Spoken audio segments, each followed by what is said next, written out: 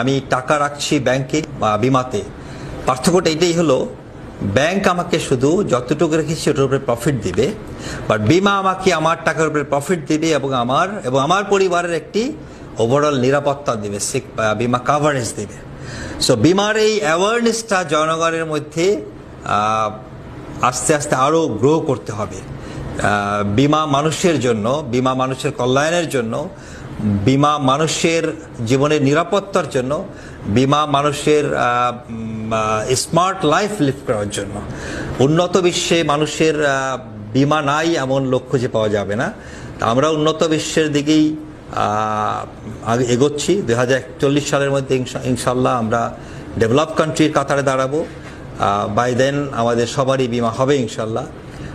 এবং বাংলাদেশের বিমা সেক্টরগুলো টোটালি অটোমেশন হয়ে যাচ্ছে এবং আপনারা জনগণ, প্রত্যেকটা মানুষই, প্রত্যেকটা পরিবারের প্রত্যেক সদস্যই বাংলাদেশে কোনো না কোনো কোম্পানির বিমা কভারেজের মধ্যে আসবেন এবং you will feel a secured life, a secure tomorrow.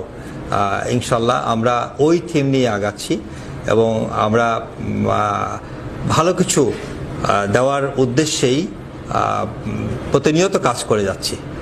সবাই ভালো থাকবেন, ধন্যবাদ।